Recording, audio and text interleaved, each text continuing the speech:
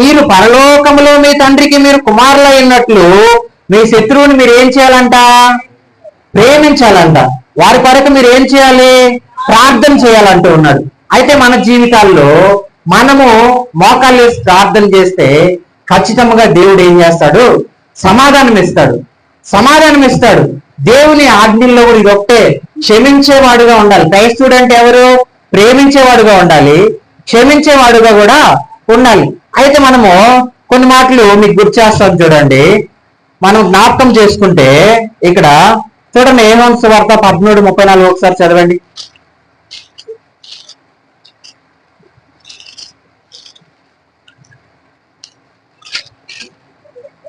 34.